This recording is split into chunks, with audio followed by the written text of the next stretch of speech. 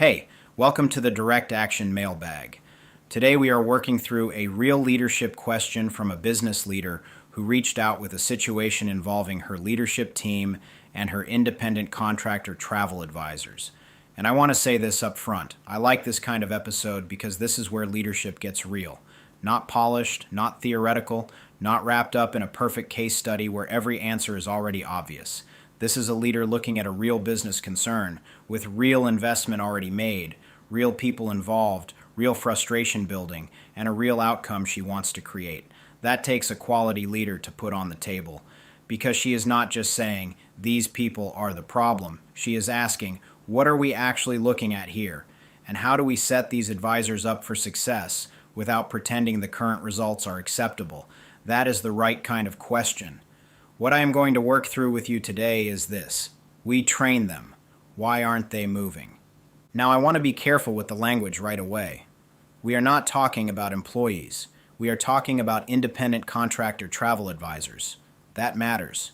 It changes what the business leader can require. It changes how accountability can be structured. It changes what kind of reporting can be demanded. It changes how support, coaching, expectations, activity, and business ownership need to be handled. So when we talk about performance, engagement, sales activity, and follow-through today, we are not going to treat this like a standard employee management problem. It is not that. This is a leadership and development problem inside an independent contractor model where the business still has a brand to protect, resources to manage, advisors to support, and outcomes to care about. Here is the situation as I understand it. This business leader and her leadership team have brought on more new travel advisors this year than usual. These advisors are new to the industry. They complete onboarding. They have access to an agent education coach. They have monthly meetings available. They have posts and resources inside the internal platform. They can ask for work review and feedback. They receive check-ins. At the end of onboarding, there is also a marketing and business coaching call. So this is not a situation where the business has done nothing and then acted surprised when nothing happened. There is a support structure here. There is investment here. There is a real attempt to help these new advisors get started. But the concern is this. After onboarding, several of these new travel advisors are not showing meaningful activity. Sales are not coming in. Engagement appears low. There is not much visible business building behavior. The leader used words like no hustle and no giddy up, and I understand why that language shows up. When you have invested time, coaching, attention, and resources into people, and then you do not see action, frustration is normal. That frustration is not something we need to shame. It is information. It tells us the leader cares about the outcome. It tells us she expected movement. It tells us she wants these advisors to become successful, not just sit inside the system and quietly disappear. The outcome she wants is also clear. Her goal is to get a new advisor to $200,000 in sales during the first 12 months. That is the target. That gives us something useful because it tells us this is not just about whether someone attended onboarding or joined a meeting. The real question is whether the advisor is moving toward a business outcome. Are they building activity that can become sales? Are they learning the behaviors that create clients? Are they developing enough confidence and discipline to move from training into revenue-producing action? That is what we are really looking at. But here is where we need to be disciplined. We do not have enough information to declare the cause yet. We do not know if this is a will issue. We do not know if this is a skill issue. We do not know if this is an expectation issue. We do not know if onboarding is transferring information but not creating action. We do not know if the advisors came in thinking this was going to feel more like a flexible travel hobby than a real business. We do not know if they are afraid to sell. We do not know if they know what sales activity actually looks like in the first 30, 60, and 90 days. We do not know if the right people were selected. We do not know if the support is strong, but not aimed at the point where momentum is being lost. And that is the whole point of this mailbag episode. We are not here to paint fault. We are not here to defend the business leader automatically. We are not here to blame the travel advisors automatically. We are not here to say the agent education coach is doing too much, too little, or the wrong thing. We are here to slow the read down enough to understand what kind of problem this might be. Because the wrong label creates the wrong solution. If this is a skill issue and we treat it like a will issue, we may lose people who could have become productive with the right development. If this is a will issue and we treat it like a skill issue, we may keep investing resources into people who are not going to move. If this is an expectation issue and we treat it like a motivation issue, we may miss that the business never created a clear enough picture of what success actually requires. That is where leaders pay. So the goal today is not to give one dramatic answer. The goal is to build a disciplined way to look at the situation. We are going to name the roles clearly. We have the business leader. We have the leadership team. We have the agent education coach. We have the new independent contractor travel advisors. We have the successful advisors who may give us comparison data. We have the customer or client side, where sales activity eventually has to show up. Each of those perspectives matters. Right now, we mainly have the leadership concern. That concern is valid, but it is not the full operating picture yet. And I respect the fact that this leader reached out for perspective instead of just making a hard accusation about the people. That matters. A weaker leader might simply say, they have no grit, they are not worth the time, move on. Maybe some of that ends up being true for some advisors, maybe not. But a stronger leader asks, what do we need to understand before we make that call? What should we look at? What should we compare? What can we test? What changes might help the advisors who can move? And what evidence would show us who is not going to move? That is leadership under uncertainty. So here is how we are going to work through it. We are going to start with 360, 3D, and focused assessments. Those are the tools that help us build the read. 360 helps us widen the view so we are not trapped inside one perspective. 3D helps us look at the personal, role, and organizational layers that may be shaping the behavior. Focused assessment helps us narrow the issue and identify what deserves attention first. That assessment then feeds deepen, because once we have a better read, we need to determine what kind of problem-solving approach actually fits the situation. Inside that deepen process, we will use ACE to test the assumptions, validate what we think we are seeing, and make sure we are not building a solution on a weak read. Then we bring in PACE to look at practical options the business leader and her leadership team can use while they continue learning from the situation. That matters because she cannot wait for perfect information. She has advisors in the system right now. The job is to understand what they brought with them, what the business has tried to put into them, where the gap is forming, and what options give the leadership team the best chance to move forward with control. That is the frame for today. Not blame, not defense, not guessing with confidence. We are going to set the conditions, read the situation, line up the perspectives, separate skill, expectations, and will, and help this leader think through what to do next. So let's start with the first question. What are we actually looking at? All right, so we have the frame. We know the business leader has a real concern. We know the leadership team is seeing low engagement and low sales movement from some newly onboarded independent contractor travel advisors. We know there has been support, coaching, onboarding, and effort put into the system. So now the first move is not to solve. The first move is to sort. Because if we do not sort the situation correctly, every solution after this can be pointed at the wrong target. This is where comprehensive situation assessment matters. And again, I am not stopping here to run a classroom lesson on the tool. I am using the thinking process. Comprehensive situation assessment is how we keep the leader from jumping straight from frustration to conclusion. It helps us take the situation apart cleanly. What did we observe? What did we measure? What did we hear? What did we assume? What did we infer? What do we know because the evidence supports it? And what do we only suspect because the outcome is irritating? That distinction matters, because leadership pressure has a way of making assumptions sound like facts. So when we ask, what are we actually looking at? We are not asking that to sound thoughtful. We are asking because the answer controls the next move. Low sales activity is an observation. Low engagement is an observation. Advisors not visibly moving after onboarding is an observation. Leadership frustration is an observation. Concern about first-year success is an observation. Those are useful. Those are real. But the cause is not proven yet. The cause could be skill. It could be will. It could be confidence. It could be unclear expectations. It could be the handoff between onboarding and action. It could be that the advisors received information, but not a clear enough operating path. It could be that some advisors never understood that this was going to require active business development. Those are possible explanations, not confirmed answers. And that is where leaders have to be careful, because once you say they do not have hustle, your brain starts collecting evidence to protect that label. Once you say onboarding is the problem, your brain starts looking for onboarding gaps. Once you say we hired the wrong people, your brain starts moving towards selection.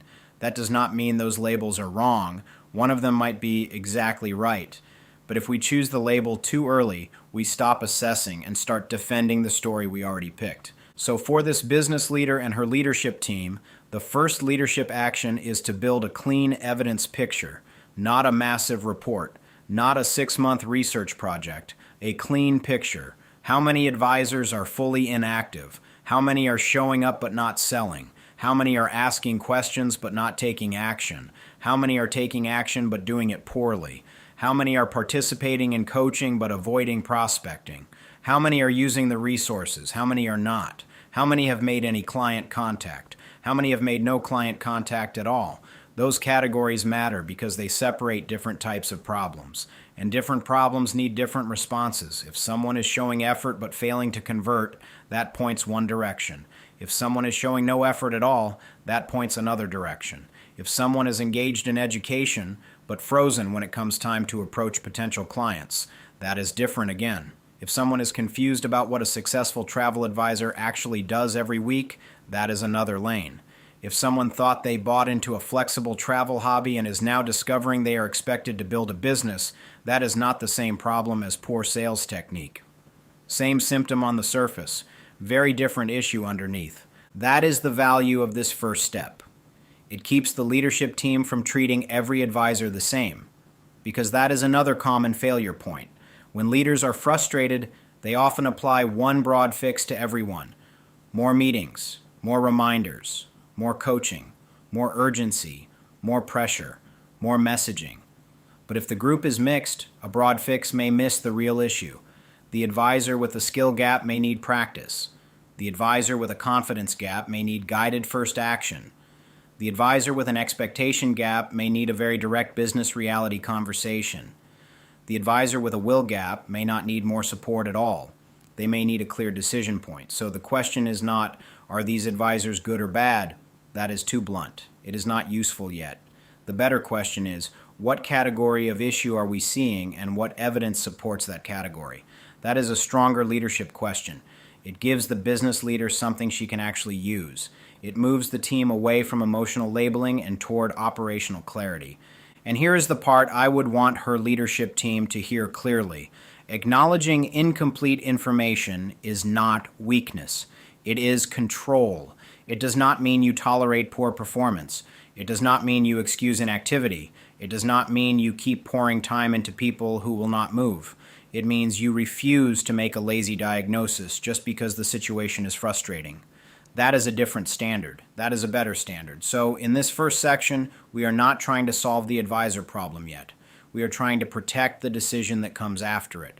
That is the point. A clean read protects the next decision. A sloppy read contaminates it. If the read is wrong, the fix will probably be wrong. And if the fix is wrong, the leadership team can waste coaching time, redesign the wrong part of onboarding, frustrate the wrong people, and still not produce the activity they need. So before we move to action, we get the picture clean. We identify what is known. We separate what is assumed. We name what is missing. We avoid turning frustration into evidence.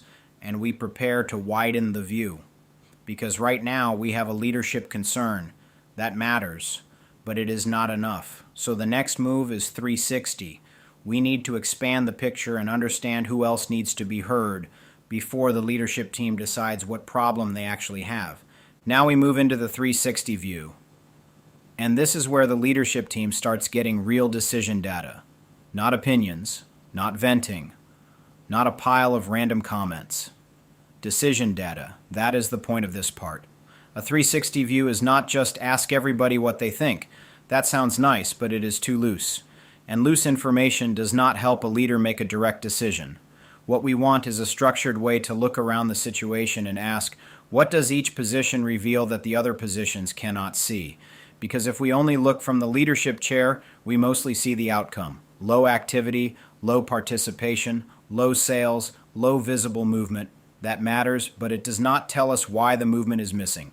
It does not tell us if this is skill. It does not tell us if this is will. It does not tell us if expectations were unclear. It only tells us that the current result is not acceptable. So the 360 view gives the business leader and her leadership team a cleaner way to collect the right kind of information. Each perspective should answer a different part of the problem. The leadership team gives us the performance gap. The new advisors give us the experience gap. The successful advisors give us the comparison point. The education coach gives us the repeated pattern. When those four views are lined up, the team can stop asking why are they not moving as one giant question and start asking which kind of movement is missing and what does that tell us. Start with the leadership team. Their job in the 360 view is to define the gap with precision, not just they are not engaged. That is too broad. What behavior is missing? Are advisors not attending optional meetings? Are they not responding inside the platform? Are they not asking for help? Are they not prospecting? Are they not following up with leads? Are they not learning the supplier systems? Are they not turning conversations into quotes? Are they not moving quotes into bookings? Those are different gaps. And if the leadership team groups them all under not engaged, the conclusion gets muddy. So leadership has to define the missing behavior in plain terms. What did we expect them to do by this point? What did they actually do? What proof do we have? Where did the activity stop? That gives the team the first layer of data. It tells them what the visible performance issue is, but it still does not tell them the cause. So now we go to the new advisor perspective. The new advisor perspective is where we look for friction, confusion, confidence, and expectation mismatch. And this is where the business leader has to listen carefully because new advisors may not describe the problem in perfect leadership language. They may not say, I do not understand the sales cycle. They may say, I am not sure who I am supposed to reach out to. They may not say, I have a confidence gap. They may say, I do not want to sound pushy. They may not say, my expectations were wrong. They may say, I thought this would pick up after training. That language matters because it tells you what lane the problem might sit in. So the leadership team should be listening for three things here. First, skill. Does the advisor know how to do the actual work? Do they understand prospecting? Do they understand follow-up? Do they know how to move from a conversation to an inquiry? Do they know how to take an inquiry and shape it into a quote? Do they know how to follow up without feeling awkward? Do they know what a productive sales week looks like? If the answer is no, then the issue may not be hustle. It may be sales capability. Second, will. Is the advisor taking ownership of the opportunity? Are they making attempts? Are they showing initiative? Are they acting without being chased? Are they using the resources that already exist? Are they showing up with specific questions after trying something? Or are they staying passive and waiting for someone else to create movement? That is a different signal because if someone has access, information, coaching, and a clear next step but still will not act, the business leader may be looking at a will issue. Third, expectations. Did the advisor understand what they were stepping into? Did they understand this requires business building activity? Did they know that success means client contact, sales conversations, follow-up, and consistency? Did they understand that the coach is there to support growth, not manufacture personal drive for them?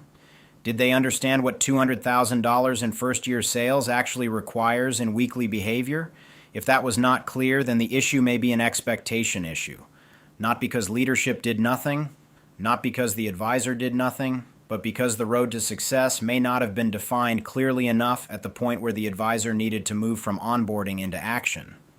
Then we go to the successful advisors, and I want to be direct here. This might be the most valuable perspective in the whole 360 view. Successful advisors show the leadership team what movement looks like when the model works. They give comparison data. What did they do in the first 30 days? What did they do in the first 60? What did they do when they felt unsure?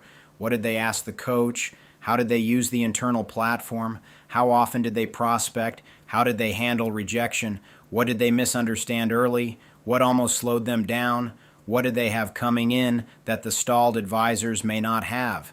That last question matters because successful advisors may have brought a network, sales confidence, business ownership, prior customer service skill, or stronger self-direction before the agency ever trained them. That helps the leadership team separate what the business can build from what the advisor must bring.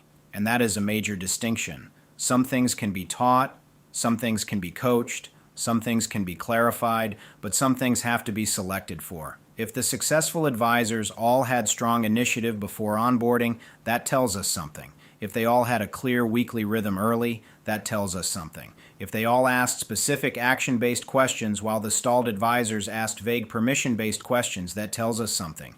That is not judgment. That is recon. Then we need the education coach perspective. The coach is close to the friction. The coach may see patterns leadership only sees as outcomes. The coach can tell the team where advisors stall. Do they stall after onboarding ends? Do they stall before making client contact? Do they stall after their first no? Do they stall when asked to market themselves? Do they ask the same basic questions repeatedly? Do they consume education but avoid action? Do they show up only when contacted? Do they use coaching to move forward, or do they use coaching as a safe place to stay busy without selling? That is a serious distinction, because the leadership team needs to know whether the coach is developing capability or chasing inactivity. Now, here is how this becomes useful. The 360 view should produce categories, not final labels yet, but categories. If new advisors are trying, asking specific questions, and making poor sales attempts, that points towards skill.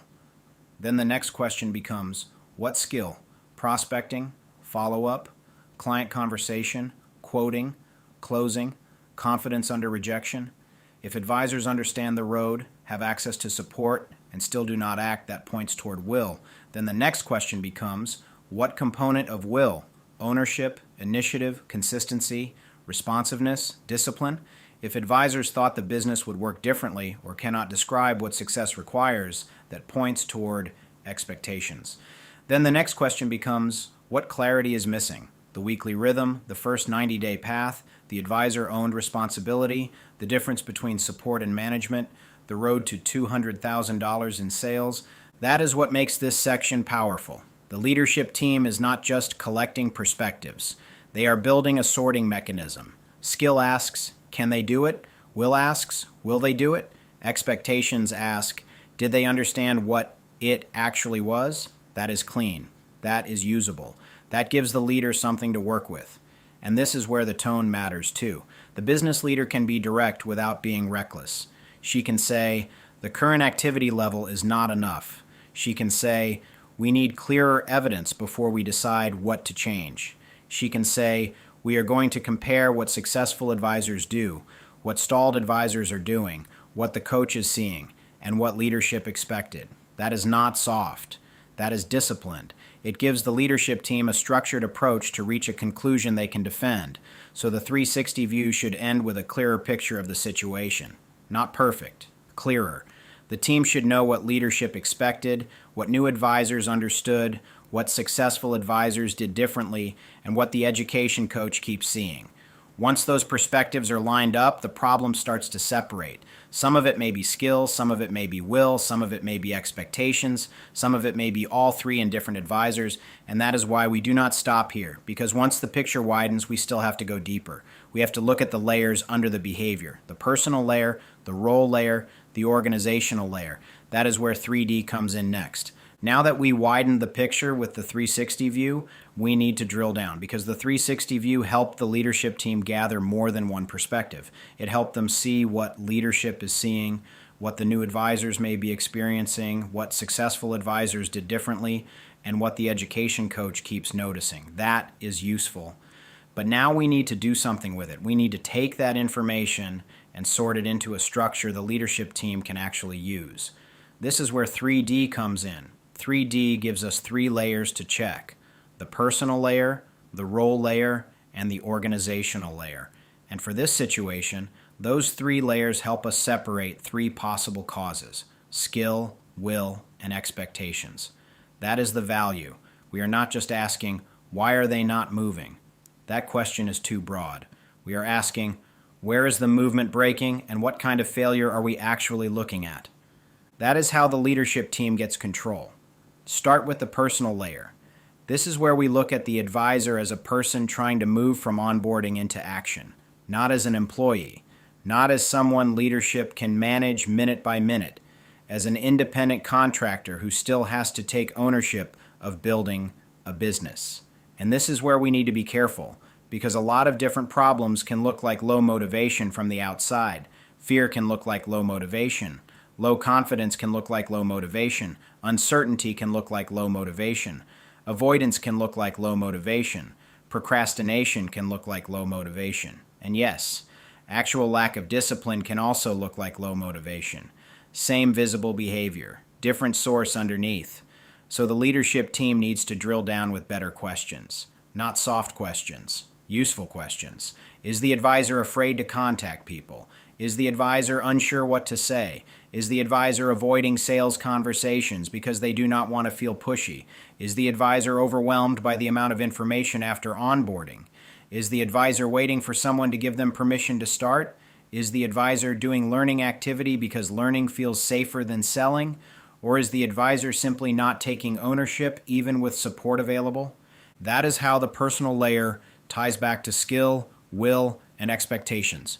If the advisor is trying but lacks confidence, that may be a skill development issue. If the advisor is frozen because they do not know how to take the first real action, that may be a skill and expectation issue. If the advisor knows what to do, has support, understands the opportunity, and still does nothing, that points toward will. And that matters because those do not get the same response. You do not coach a will issue like it is a skill issue. You do not punish a skill issue like it is a will issue. And you do not call something a will issue when the advisor never had a clear road to action. That is the first drill down. Then we go to the role layer. This is where we ask whether the new advisors actually understand the role they stepped into, because there is a major difference between liking travel and building a travel business. There is a major difference between completing onboarding and knowing how to create clients. There is a major difference between having access to resources and knowing what to do this week to produce movement. So the leadership team needs to ask, do the advisors understand sales activity? Do they understand prospecting? Do they understand networking? Do they understand follow-up? Do they understand customer acquisition? Do they understand how many conversations create inquiries, how inquiries turn into quotes, and how quotes turn into bookings? Do they understand what successful advisors actually do every week? Not what they know, not what they watched, what they do. That is where role clarity becomes practical.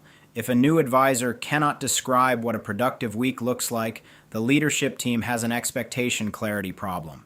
If the advisor can describe the week but cannot perform the sales behaviors, the leadership team has a skill problem. If the advisor can describe the week, can perform the behaviors, has the support, and still refuses to act, the leadership team may have a will problem. That is the separation we need, and this is where the $200,000 first-year sales goal becomes useful. That goal cannot just sit in the background as a desired outcome. It has to be translated into a road to success. What does a $200,000 path require in the first 30 days? What does it require in the first 60 days? What does it require in the first 90 days? What early behaviors usually indicate that an advisor is building toward that number? What early behaviors show that someone is drifting? What does a serious advisor do before the first sale shows up? That is the kind of clarity that helps the leadership team stop guessing.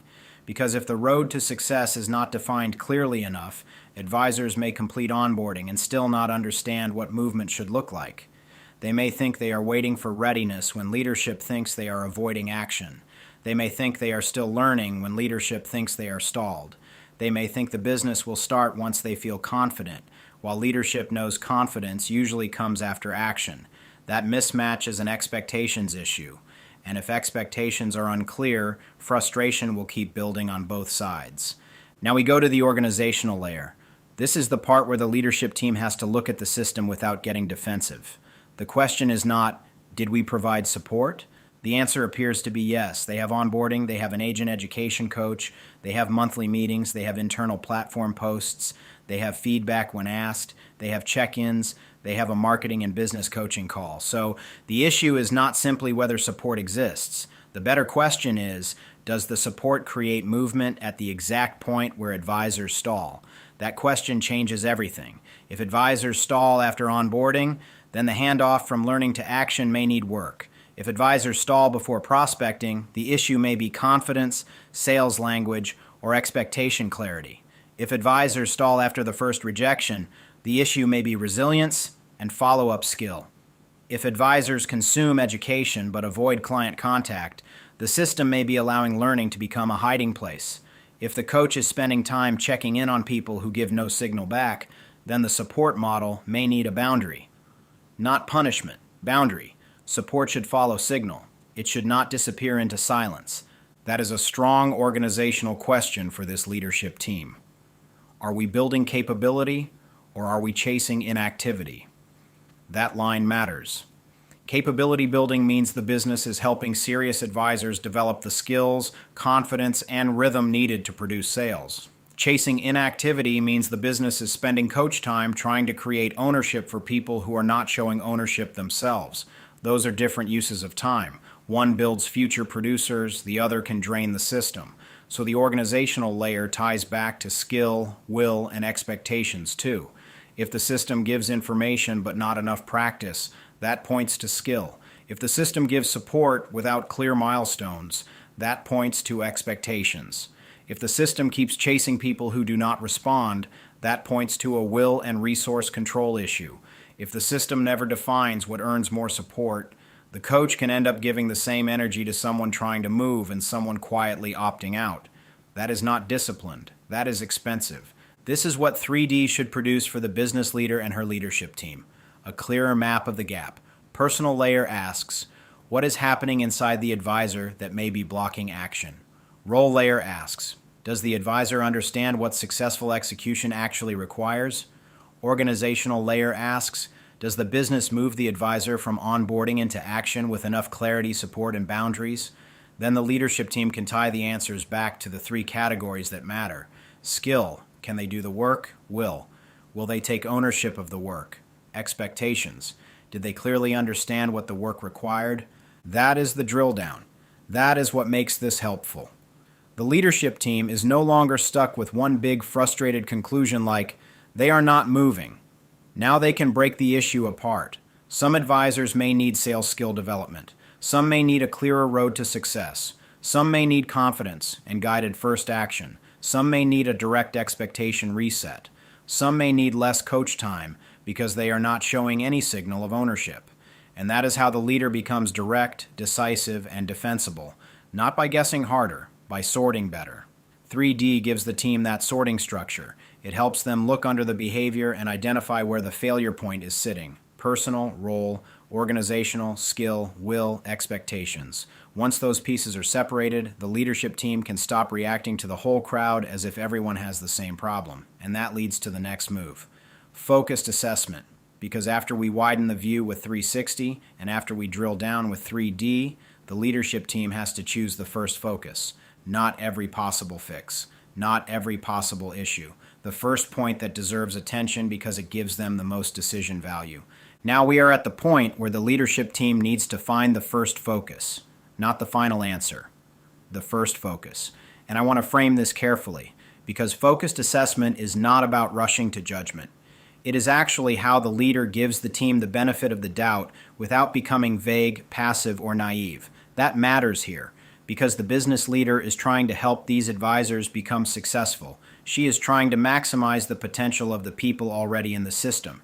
She is not just trying to catch them failing. She is trying to determine what is fixable, what needs clarification, what needs support, and what may require a harder decision later. That is the right leadership posture. Benefit of the doubt does not mean pretending the current results are acceptable. It means we do not assume the worst until we have checked the controllable issues. We check skill, we check expectations, then we look at will. That sequence matters because if the advisor does not have the skill, then the right move may be assistance, practice, coaching, or a clearer first action path. If the advisor does not understand the expectation, then the right move may be alignment, clarity, and a more visible road to success. But if the skill has been addressed and the expectation has been made clear and the advisor still does not move, now the leadership team has a different problem. Now we may be looking at will. That is what focused assessment helps isolate. It keeps the leadership team from saying they just do not have hustle too early. It also keeps the team from endlessly adding more support when the issue is no longer support. Both mistakes are expensive. One mistake cuts people off before they had a fair chance. The other mistake keeps investing into people who are not showing ownership. Focused assessment helps the leader stand in the middle with control. So the first question is, what appears most often? Not what irritates us the most. What appears most often? Are advisors repeatedly unclear about what to do after onboarding? Are they repeatedly avoiding prospecting? Are they repeatedly consuming education but not contacting potential clients? Are they repeatedly showing up with the same basic questions? Are they repeatedly going silent after support is offered? That pattern matters because the pattern tells the leadership team where the next investigation should start. The second question is, what creates the most downstream damage?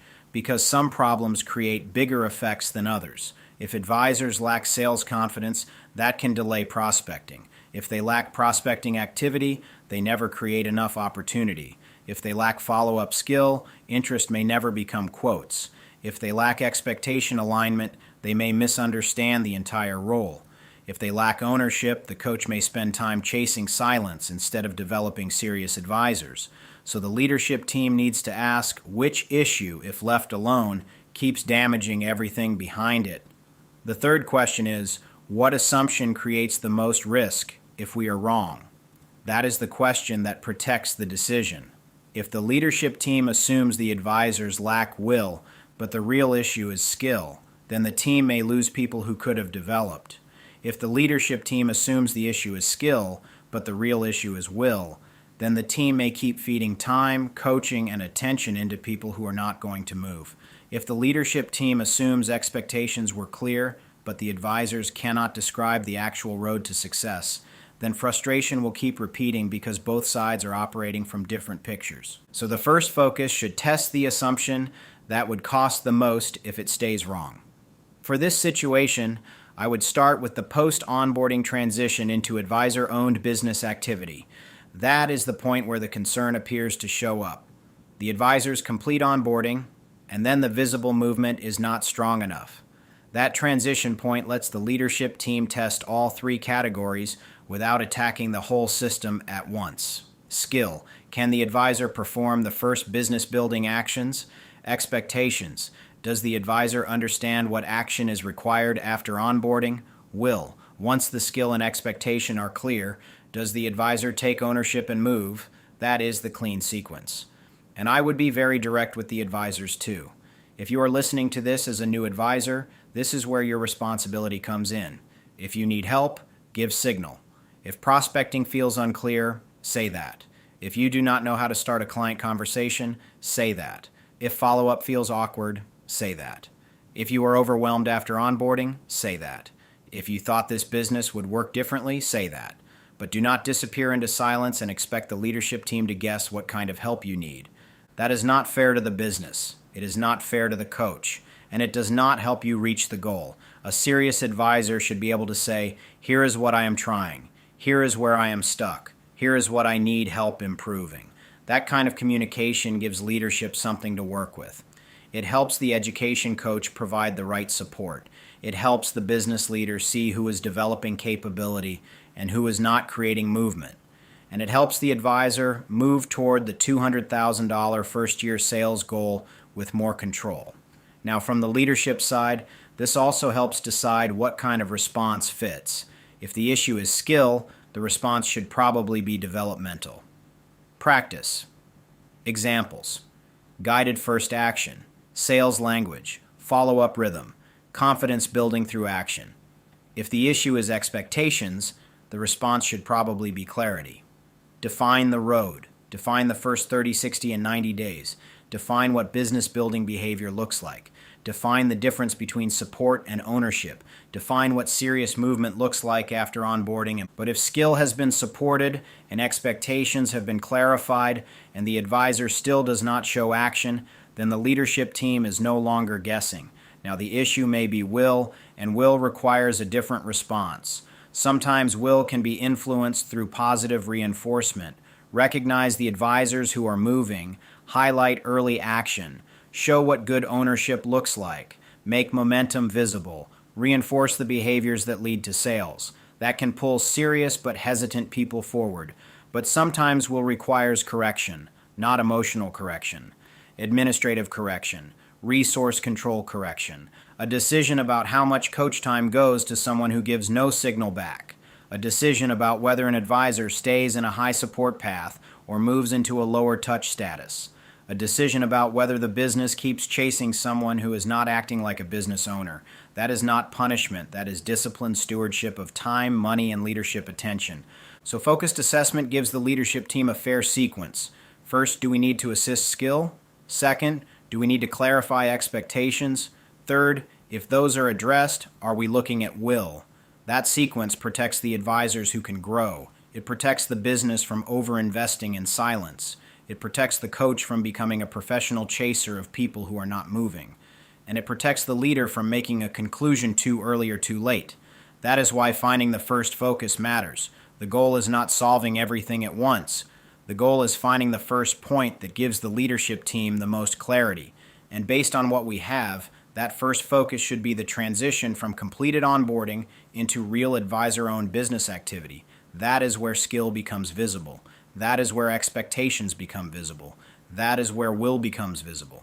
And once that becomes clear, the leadership team can make a stronger decision. Not a softer decision, not a harsher decision, a better decision. That sets us up for the next move, because once the first focus is clear, we need to decide what kind of problem-solving path fits what we are seeing. That is where we feed this into deepen. And this is where the leadership team has to be very disciplined. Because once you start seeing different possible causes, you cannot keep using one solution for every problem. That is how teams waste effort. That is how coaches get exhausted. That is how leaders get frustrated. And that is how advisors who might be able to grow get treated the same as advisors who are not showing ownership at all. Different problems deserve different solutions. That is the point of deepen here. We are not using deepen to make the situation more complicated. We are using it to match the response to the cause. Because if the issue is confidence, the answer is not the same as if the issue is knowledge. If the issue is sales skill, the answer is not the same as if the issue is expectations. If the issue is selection, the answer is not the same as if the issue is post-onboarding support.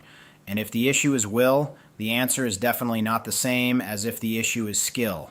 So the leadership team needs to slow down just enough to ask, what kind of problem are we solving?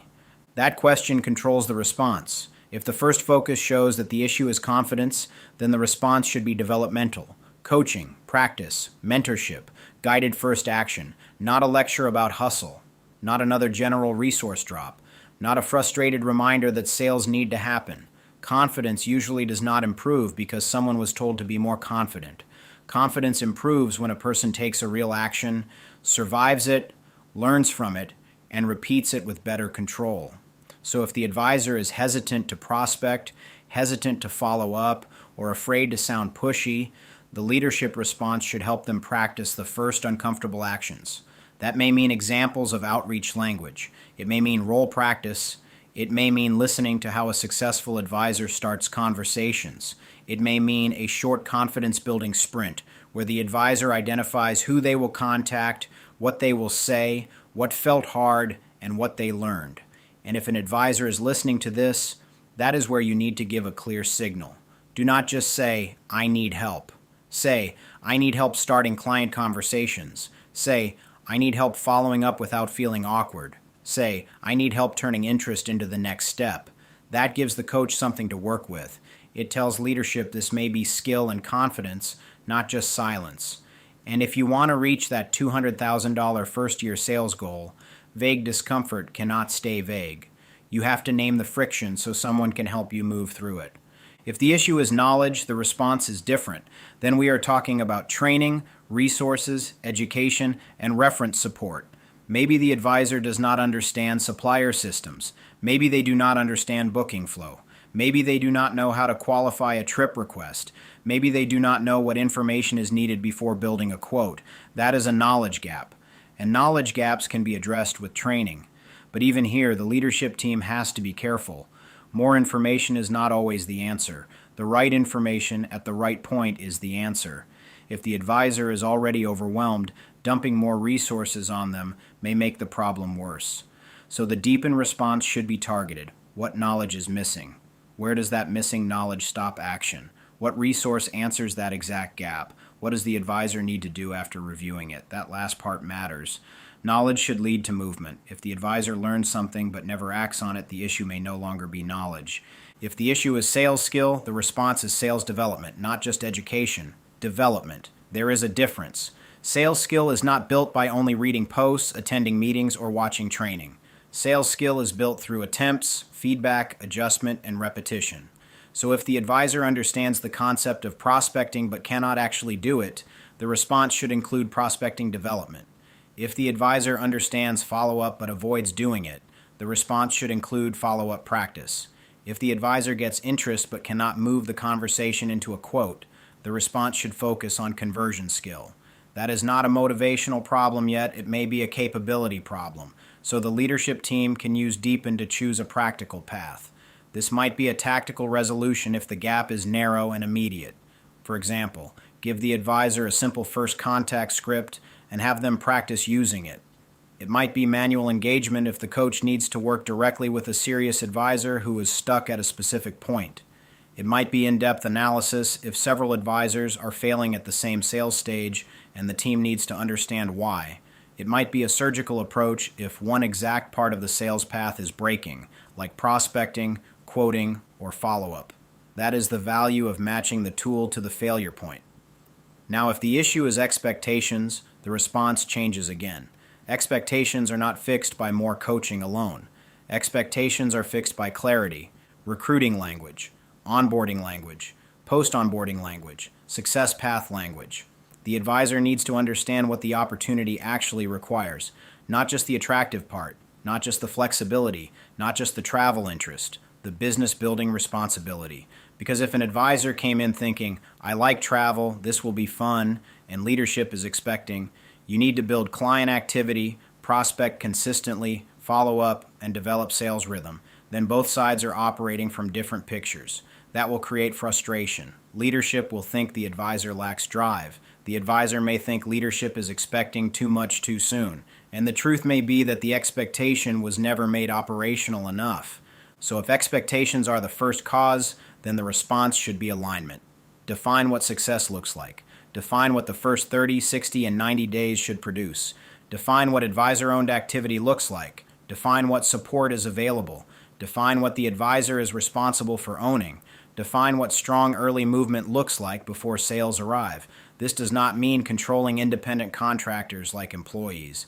It means making the road clear enough that serious advisors can choose to walk it. And again, if advisors are listening, this is where you need to be honest. If you thought this was going to work differently, say that. If you did not understand that you needed to actively build clients, say that. If you thought onboarding completion meant momentum would naturally follow, say that. That does not make you bad. But staying quiet will make the gap worse. If expectations were unclear, the fastest way to fix that is to put the mismatch on the table. Now, if the issue is selection, that response sits in a different lane. Selection is not the first thing I would attack for the advisors already in the system, because the immediate problem is still the current group. But selection may become part of the future fix. If the leadership team discovers that successful advisors entered with very different traits than stalled advisors, then the business may need a talent acquisition review. What did successful advisors already bring? Initiative, network, sales comfort, business ownership, time availability, comfort with self-directed work. If the new advisor profile does not match what the role actually demands, then future recruiting and screening need to change. But that is not where I would start the current fix. For the current advisors, we start by isolating skill, expectations, and then will. That sequence gives the benefit of the doubt in a disciplined way. It says, before we conclude someone will not move, we check whether they know how to move. Before we conclude someone lacks ownership, we check whether the road was made clear. But once the skill support is available, and once the expectation is clear, and once the advisor still does not act, then the leadership team has to be willing to name will. That is where Deepen gets very practical. If it is confidence, use coaching, practice, and mentorship.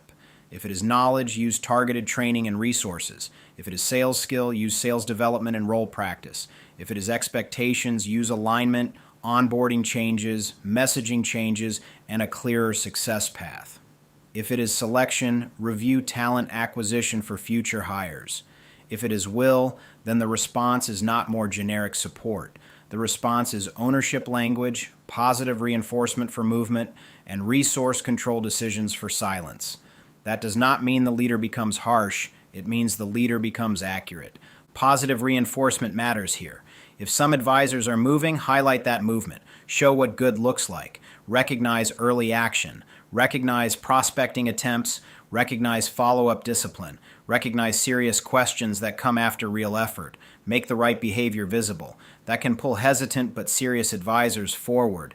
But if someone does not respond, does not attempt, does not ask, does not use support, and does not show any signal of ownership, the leadership team has to consider an administrative correction, not emotional punishment, not a public call-out, not treating contractors like employees.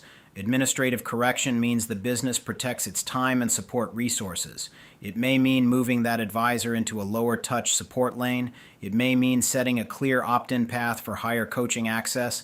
It may mean no longer having the education coach chase people who are not signaling movement.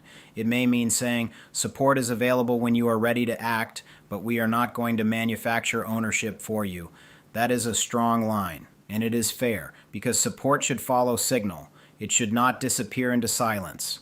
So for this situation, the best decision path is not one big fix. The best path is prioritized. First, test the post-onboarding transition. Can the advisor describe and perform the first business building actions? Second, isolate skill. If they cannot perform the actions, identify which skill is missing.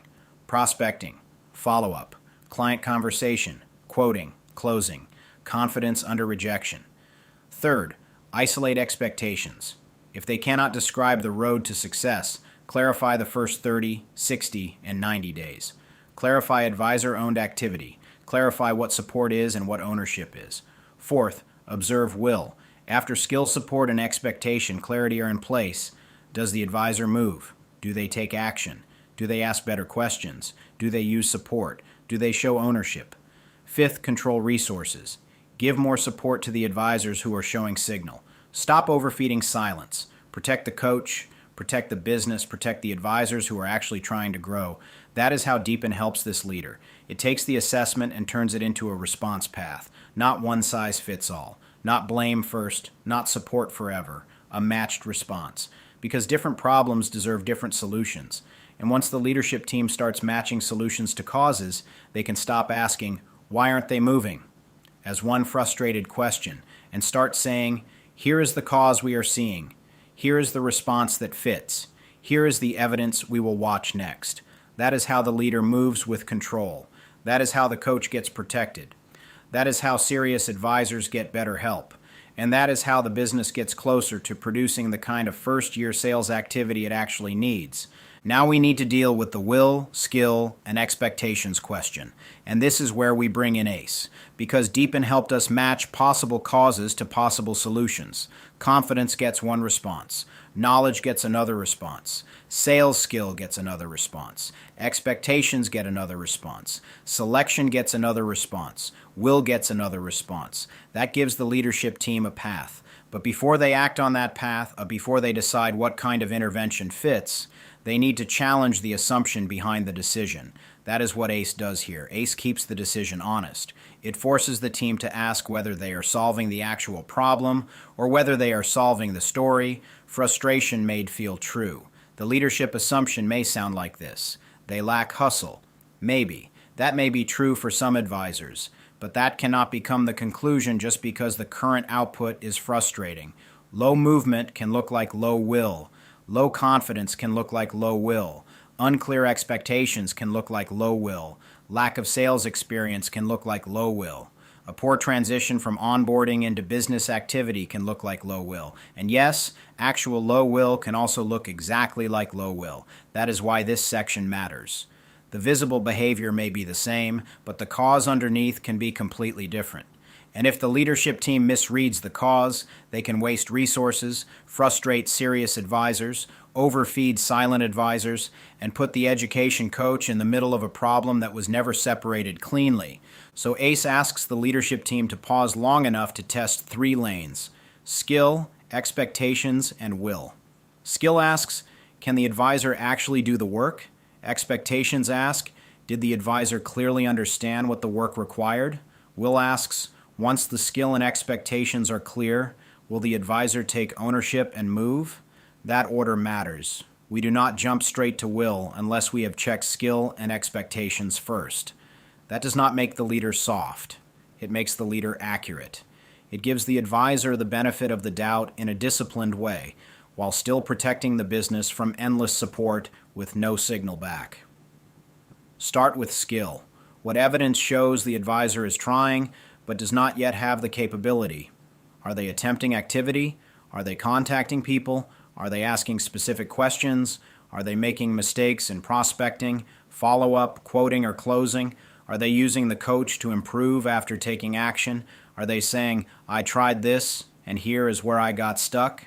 That kind of signal matters. An advisor who is trying and failing is not the same as an advisor who is not trying at all. One may need development, the other may need a different intervention. If the advisor is making attempts but does not know how to turn conversations into inquiries, that is probably sales skill. If they are trying to follow up but the language feels awkward, that may be confidence and role practice. If they are working but missing key steps in the booking process, that may be knowledge. Those are fixable lanes when the advisor is showing effort. Then check expectations. This is the lane that can get missed if the leadership team moves too fast. Did the advisor understand what success required after onboarding? Did they understand that this was not just a flexible travel interest, but a business building role? Did they understand what advisor-owned activity looks like? Did they understand the first 30, 60, and 90 days? Did they understand what kind of prospecting, follow-up, networking, and client development would be needed to move toward $200,000 in first-year sales? Did they understand that support is available, but ownership still belongs to them? If the advisor cannot explain the road to success, then the leadership team may not be looking at a hustle issue yet. They may be looking at an expectation clarity issue. An expectation clarity is not solved by frustration. It is solved by direct language, clear milestones, cleaner onboarding messaging, and a visible path from training into action. Then check will. Will is not the first accusation. Will is what becomes clearer after skill and expectations have been tested. If the advisor has the information, understands the role, has access to support, knows the next action, and still does not move, that points toward will. If they do not respond, do not ask, do not attempt, do not use support, do not bring evidence of effort, and do not show ownership after the road has been clarified, that is a different problem. And the leadership team should not be afraid to name it, but they should name it cleanly, not emotionally, not as an insult, not as a character attack, as an operating reality. The business cannot manufacture ownership for an independent contractor who will not take ownership. This is where ACE connects directly back into Deepen. Deepen gives the response options. ACE checks whether the chosen response is justified. If ACE shows a skill issue, the Deepen response should be developmental. Coaching, practice, mentorship, prospecting reps, follow-up practice, client conversation drills, and guided first action. If ACE shows an expectations issue, the Deepen response should be alignment. Clearer recruiting language, stronger onboarding messaging, a defined post-onboarding transition, a visible road to $200,000 in sales, and a clear distinction between support and ownership. If ACE shows a will issue, the Deepen response should shift. Positive reinforcement for advisors showing signal, resource control for silence, a lower touch lane for advisors who are not moving, and a clear opt-in path for higher support. That is not punishment. That is disciplined stewardship of coaching time, leadership attention, and business resources. And if ACE shows that the information is still too thin, we go back to CSA. That is important. A direct leader does not keep charging forward on weak information just to look decisive. A direct leader updates the assessment, closes the information gap, and then moves. If the team does not have enough advisor feedback, go back to the 360 view. If the team does not know whether the issue is personal, role-based, or organizational, go back to 3D. If the team is trying to fix too many things at once, go back to focused assessment. That is not indecision. That is control. The goal is not to move fast into the wrong answer. The goal is to move with enough clarity that the decision can hold under pressure. ACE also helps the advisors listening to this. If you are a new advisor and you are serious, give the leadership team usable signal. Do not make them guess.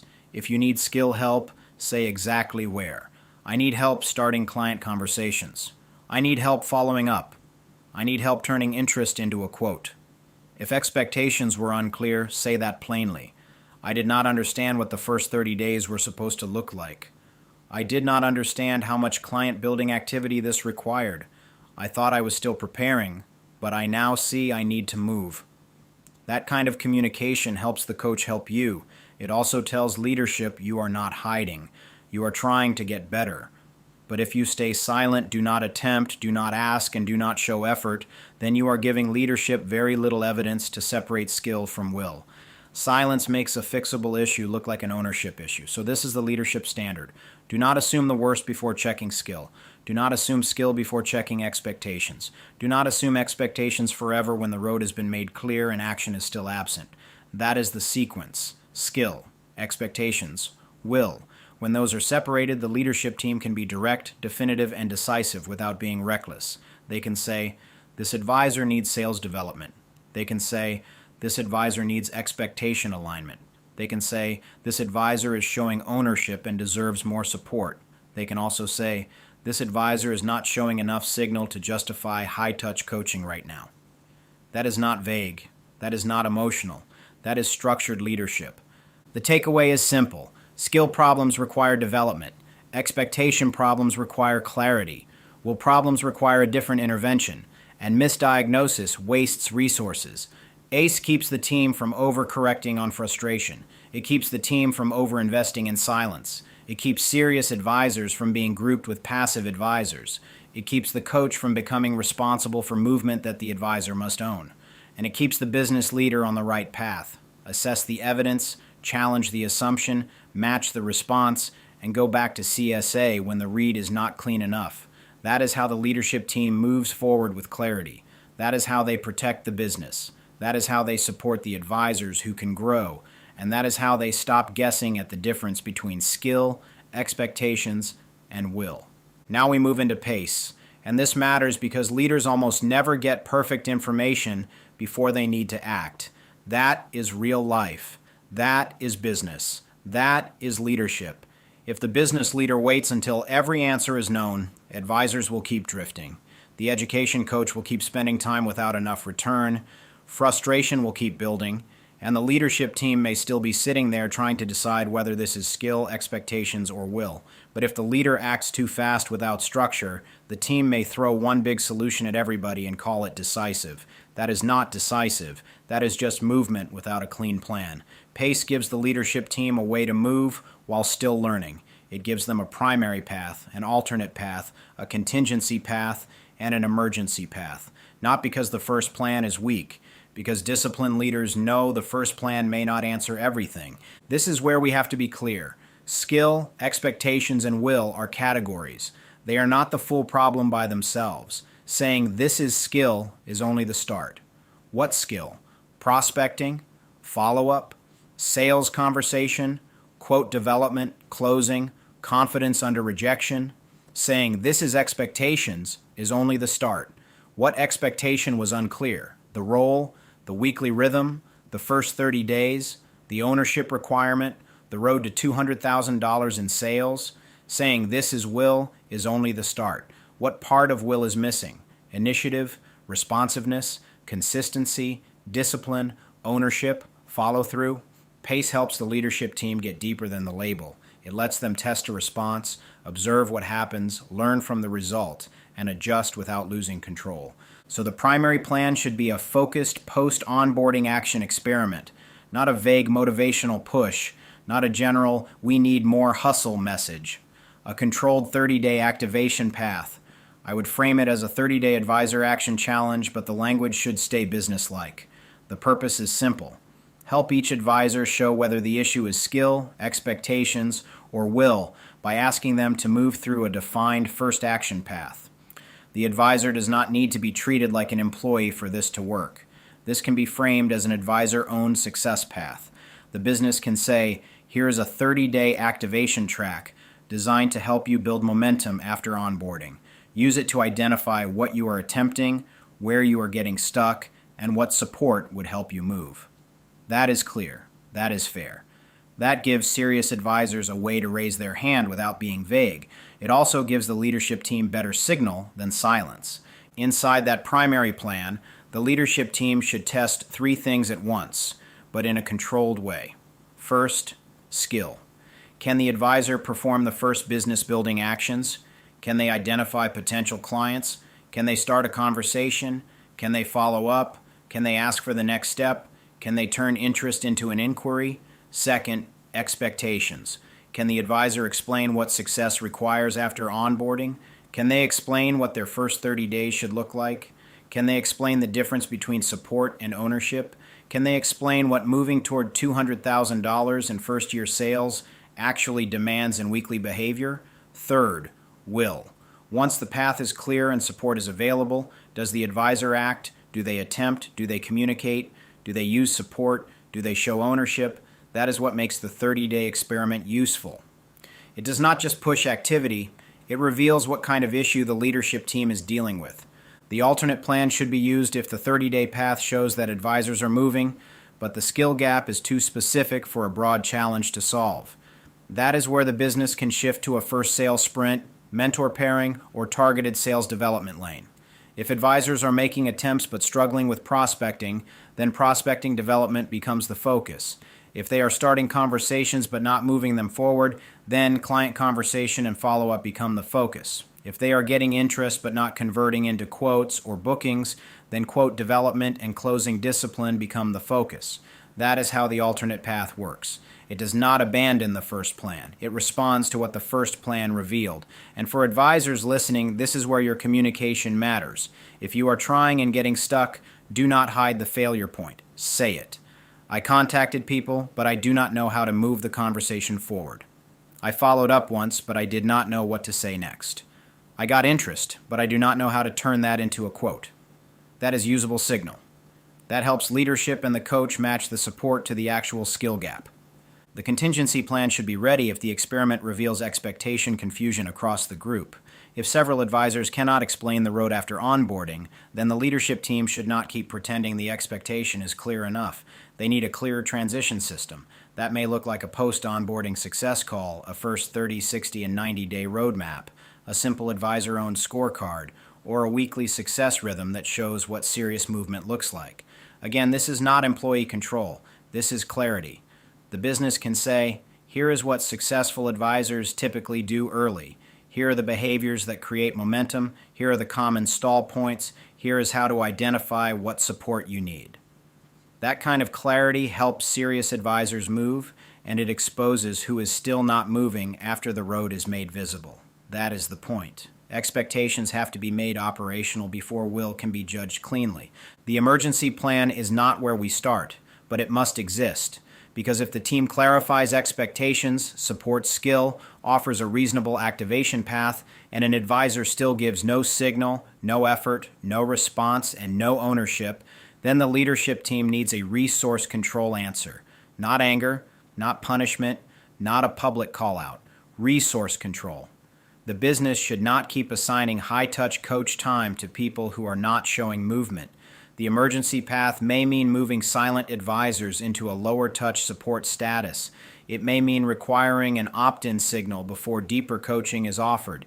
It may mean pausing high-touch check-ins for advisors who are not engaging. It may mean preserving the coach's time for advisors who are taking action and need development. That is not harsh. That is disciplined. Support should follow signal. It should not disappear into silence. Now, the reason PACE works here is because each path creates information. The 30-day activation path shows whether advisors can move when the road is clear. The first sales sprint shows whether sales confidence or prospecting skill is the true barrier. Mentor pairing shows whether seeing a successful advisor's rhythm helps stalled advisors understand the role. Activity tracking, if used carefully and voluntarily inside the contractor model, shows whether the advisor can self-monitor business-building behavior. Weekly advisor success calls show whether a regular rhythm helps convert learning into action. Prospecting accountability groups show whether peer momentum creates more movement than coach chasing. These are not random ideas. They are experiments. Each one should answer a question. That is the leadership discipline. Do not run an experiment unless you know what it is supposed to reveal. If you run a 30-day action challenge, the question is, will advisors move when the first action path is clear? If you run a first sale sprint, the question is, can advisors convert guided sales activity into early revenue movement? If you run mentor pairing, the question is, does successful advisor modeling improve clarity and confidence? If you run an advisor-owned scorecard, the question is, can advisors self-identify their activity, obstacles, and next support need? If you run weekly success calls, the question is, does rhythm and reinforcement increase visible movement? If you run prospecting groups, the question is, does peer structure improve follow-through? That is how leaders act while still learning. They do not just launch programs. They test the situation. And this is where the leadership team can be direct, definitive, and decisive. They can say, we are not waiting for perfect information. We are going to run a controlled 30-day activation path. We are going to observe where movement starts, where it stops, and what support is actually needed. We are going to identify skill gaps, clarify expectations, and watch for ownership. Advisors who show signal will get more targeted support. Advisors who stay silent will not receive unlimited high-touch chasing. We will adjust based on what the evidence shows. That is strong, that is fair, that is structured. For the advisors listening, PACE gives you a fair opening too. It gives you a way to show seriousness before leadership writes the wrong story about you. If you are stuck on skill, say where. If expectations were unclear, say what you misunderstood. If you need confidence, ask for practice and then take action. If you are serious, show signal. Try something. Report the obstacle. Ask a specific question. Use the support. Do not wait until the business decides you are not moving. Feed useful information upward while there is still time to help you. The leadership takeaway is simple. Small experiments create information. Information creates better decisions. PACE prevents the team from getting trapped between two bad options, waiting forever or acting blindly. It gives the leader a controlled way to move, learn, adjust, and protect resources. The primary plan gives the first action path. The alternate plan supports the most likely skill gap. The contingency plan corrects expectation clarity if the road was not clear enough. The emergency plan protects the business if the issue is will and the advisor still refuses to move. That is how the leadership team moves before perfect information. Not reckless, not passive, controlled, clear, decisive, and every step should answer one question. What did this action reveal about skill, expectations, or will? Now, if the leadership team gets this far and the evidence still points toward will, then we can talk about talent acquisition. But talent acquisition comes last. Not because it does not matter. It matters a lot. But if the leadership team jumps to recruiting too early, they may redesign the front door before they understand what happened inside the house. That is a dangerous move. Because if the real issue was unclear expectations, changing recruiting will not fix the handoff. If the real issue was a skill gap, changing selection will not fix the development path. If the real issue was post-onboarding support, changing who comes in next may only hide the same operating problem for a little while. So we do not start with, we hired the wrong people. We earn that conclusion. We get there after 360, after 3D, after focused assessment, after deepen, after ACE, after PACE, after the leadership team has tested skill, clarified expectations, offered a fair action path, and watched who actually moves. That is what makes the talent review fair, impartial, and objective. The car analogy works here. Every vehicle comes with something. It has an engine. It has a frame. It has a drivetrain. It has limits. It has strengths. It has weak points. Then the shop can add upgrades, better tires, better suspension, better tuning, better fuel, better systems. But the upgrade does not replace what the vehicle fundamentally is. Leadership works the same way. People bring certain things with them. Drive, initiative, discipline, curiosity, persistence, ownership, comfort with uncertainty, tolerance for rejection, willingness to act before they feel fully ready. The organization can add knowledge, skill, process, systems, coaching, industry expertise, examples, structure, and support. But the organization cannot install ownership into someone who refuses to take ownership. It can strengthen it, it can direct it, it can reinforce it, it can give it a road, but it cannot create it from nothing. That is the difference the leadership team has to understand. So when talent acquisition finally comes into the discussion, the question is not, how do we blame recruiting? The question is, what did successful advisors bring with them that stalled advisors did not? That is the useful question. Did successful advisors already have initiative? Did they already have a network? Did they already understand that sales requires outreach and follow-up? Did they already have comfort talking to people? Did they already treat the opportunity like a business instead of a hobby? Did they respond when support was offered? Did they ask action-based questions instead of vague permission-based questions? Did they move before feeling perfectly ready? Those are selection signals. And once the team identifies those signals, recruiting can improve without becoming emotional or reactive. The leadership team also needs to ask the alignment questions plainly. What did advisors think they were buying into? Did they think they were buying a flexible travel opportunity, a community, a side interest, a discount path, or a business building platform? What did leadership think they were buying when they brought these advisors in? Did leadership think they were bringing in future business builders, client developers, sales producers, and brand representatives? Were those expectations aligned before onboarding ever started? That is the core question.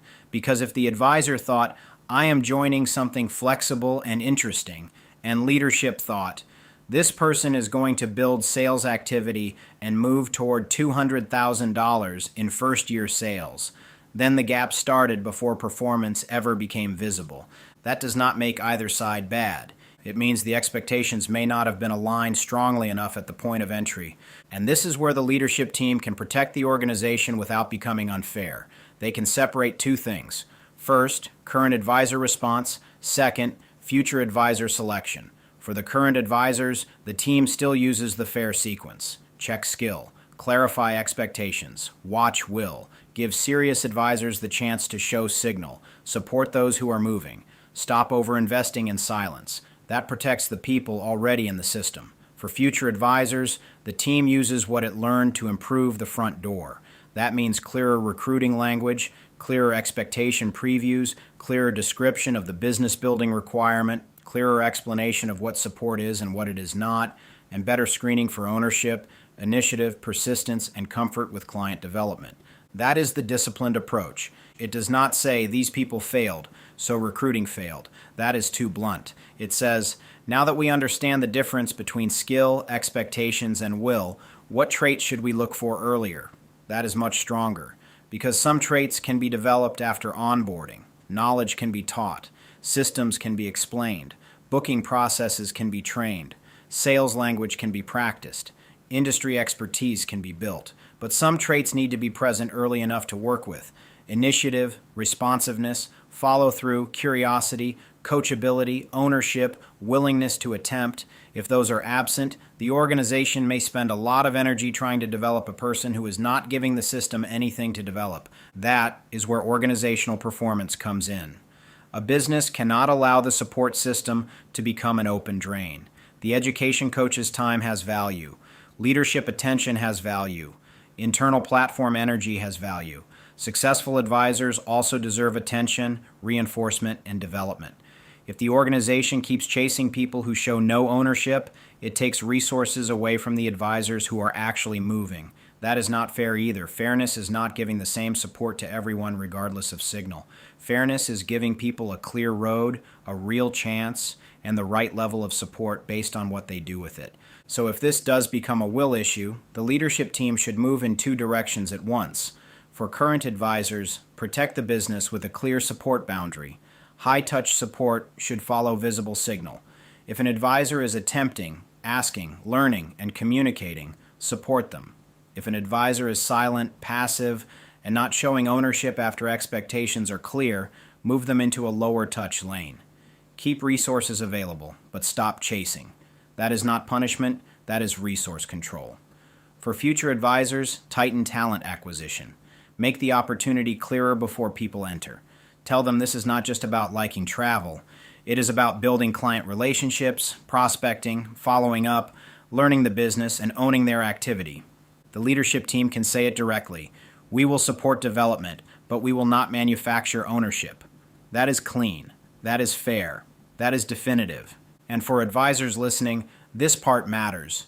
The business is looking for signal. If you want to be taken seriously, show ownership early. Ask better questions. Take first actions. Follow up. Learn from mistakes. Communicate where you are stuck. Do not wait for someone to drag movement out of you. That is not how a business owner operates. Support can help you improve. It cannot replace your decision to act. So the takeaway is simple. Do not redesign hiring until you understand development.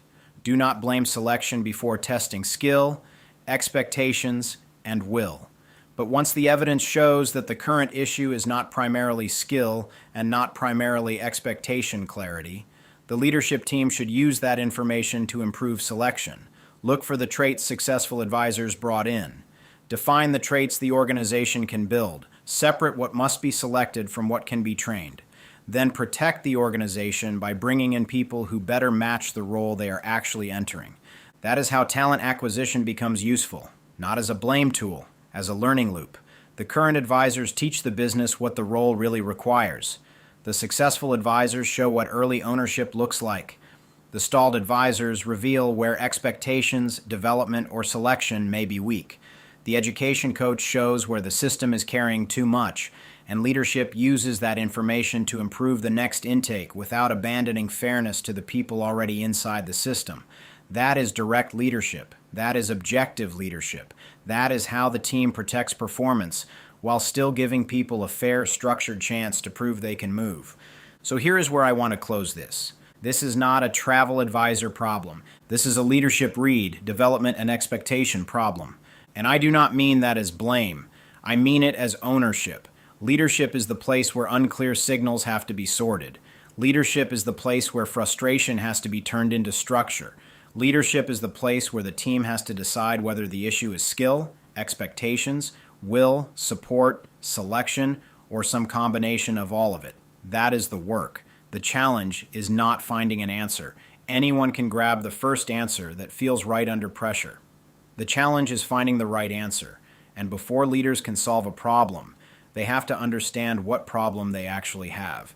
That is the whole point of this breakdown. Do not move straight from low activity to they lack hustle. Maybe they do, but maybe they lack confidence. Maybe they lack sales skill. Maybe they misunderstood the role. Maybe the road from onboarding into action was not clear enough. Maybe the support exists, but it is not hitting the failure point. Maybe some advisors can be developed, and some advisors are showing you they are not going to take ownership.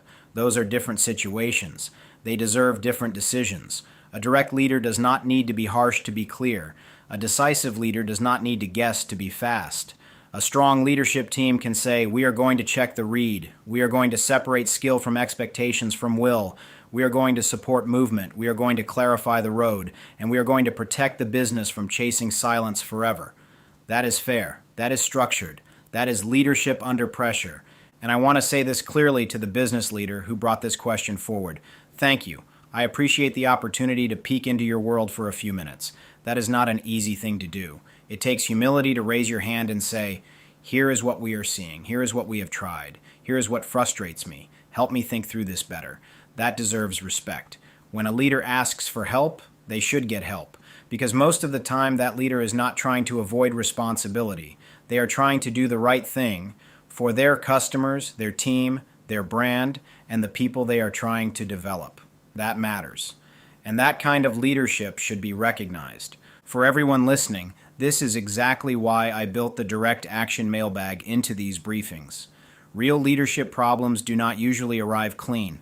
They show up messy, they come with pressure, limited information, people involved, business consequences, and more than one possible explanation. That is where structured thinking helps. Not because it gives you a magic answer, because it gives you a better way to see the problem, sort the signal, and decide what to do next. So if you are stuck on a leadership, operations, or decision-making challenge, send it in. There is a link in the description. Click that link, and it will take you to a way to communicate with me and submit the situation. It can be a leadership problem, an operations concern, a decision you are trying to make, a team issue, a development challenge, or a pattern that keeps repeating and you cannot quite isolate why. If it fits the direct action lane, we may break it down in a future briefing. And you do not need to write me a novel. What I need is enough context to be useful. Tell me what is happening right now. Tell me what feels most urgent. Tell me who is affected. Tell me what has already been tried. Tell me what constraints you are dealing with, like time, staffing, money, policy, customer pressure, leadership pressure, or legal boundaries. Tell me what decision you are trying to make. Tell me what a good outcome would look like. And if you already have a theory, tell me that too. Say, I think this might be a skill issue. Say, I think expectations might be unclear. Say, I think this might be a will problem, but I am not sure. That gives me something to work with. The stronger the context, the stronger the breakdown. I do not need every detail in your organization. I do need the role, the environment, the pressure, the conflict, and the consequence. Who is in the situation? What is the operating environment? What pressure is making this hard right now? What is the conflict or breakdown? What happens if the issue is not solved? That is enough to start building a useful read. Here is the submission prompt in the description of the episode. Click the link. Stuck on a leadership, operations, or decision-making challenge? Send it in, and we may break it down in a future briefing. That is the invitation. Bring the real problem. Bring enough context. Bring the pressure point. I will help you sort the read, identify the pattern, and think through the next move with more clarity. Thanks for listening. Also zawai für das.